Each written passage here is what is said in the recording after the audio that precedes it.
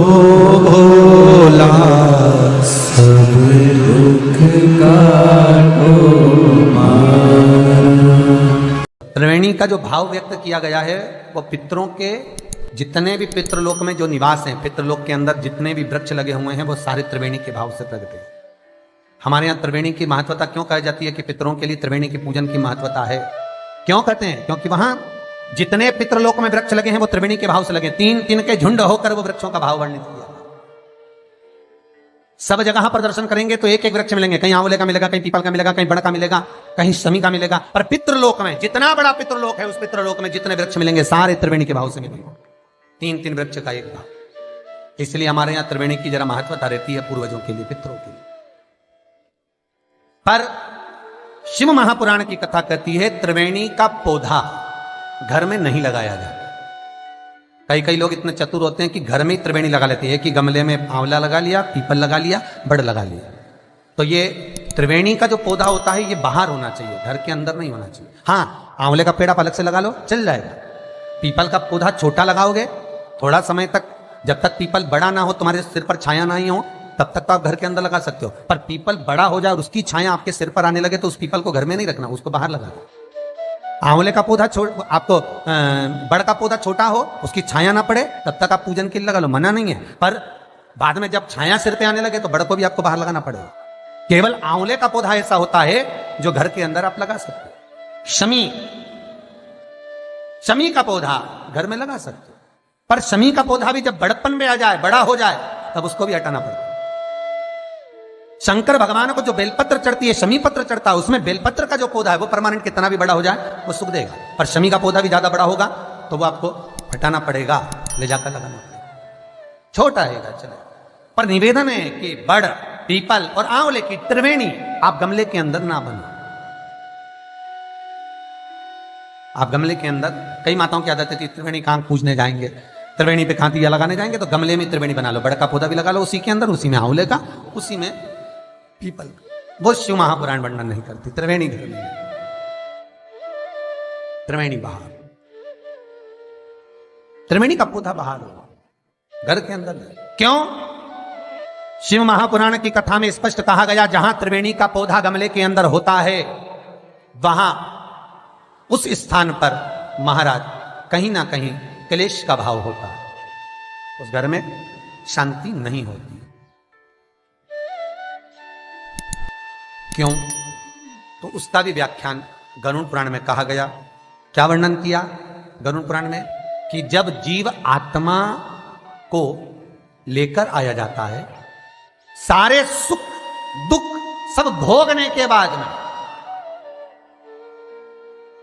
कुछ समय के लिए उसको पितृलोक में जब लाया जाता है, तब पितृलोक में आने का जो प्रवेश द्वार है, उस द्वार में जब वो जीवात्मा सारे दुख भोग कर, तकलीफ भोग कर वो जीवात्मा जब प्रवेश करती है तो उसको लगता है कि यहां पर फिर मुझे कहीं तकलीफ का अनुभव होगा, तो वो अंदर प्रवेश नहीं करती है। त्रिवेणी का जो पौधा होता है उसी पौधे के नीचे वो जीवात्मा कुछ देर विश्राम कर लेती है। इसलिए शिव महापुराण कहती है त्रिवेणी बाहर पूजी जाए, त्रिवेणी बाहर लगाए। पर त्रिवेणी का पौधा घर के अंदर गमले में रहेगा। जीवात्माओं को जैसे दुख का भान होता है तो विश्रांति लेते हैं, तो आहूत पितर वासुक जो प्रेत योनि में भटकने वाले भी जीव होते हैं वो त्रिवेणी के नीचे कुछ समय के लिए विश्राम लेते हैं। विश्रांति महाराज विश्राम। तो शिव महापुराण में और गणेश पुराण के अंदर एक बहुत सुंदर प्रसंग है। गणेश पुराण में जैसे दुर्वा का प्रसंग कहा गया है, कल उस प्रसंग को थोड़ा वर्णन करेंगे गणेश पुराण के कि कौन सी दुर्वा किस चीज के लिए लाभदायक है। तो गणेश पुराण में शमी के जो पत्ते का वर्णन करा गया तो उसमें स्पष्ट कहा गणेश पुराण में कि यदि एक लोटा पानी, एक कलश जल, उसमें चंदन घोलकर अक्षत के 5 दाने और पीपल के 2 पत्ते उसमें डालकर शमी के पेड़ के ऊपर उस जल को समर्पित कर कर आप अपनी कामना बोलकर जिस कार्य के लिए जाते हैं वो कार्य मात्र 3 दिन में सफल हो जाता है। मात्र 3 दिन लगते। गणेश पुराण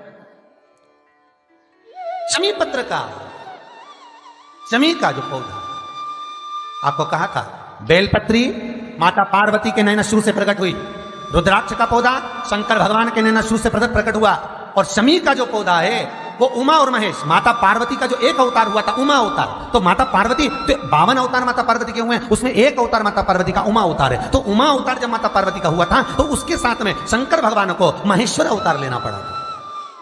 महेश्वर अवतार भगवान शंकर ने लिया। तो उमा और महेश्वर का जब मिलन हुआ था, उस मिलन के दृष्टिकोण से, उस मिलन की दृष्टि से शमी का पौधा उत्पन्न हुआ। शंकर भगवान की जो जलाधारी है, बस उस जलाधारी का मुख उत्तर का होना चाहिए। घर में भी अगर शंकर भगवान का शिवलिंग रखते हैं अपन, तो शंकर जी की जो जलाधारी का मुख होता है वो उत्तर का होना चाहिए। उत्तर।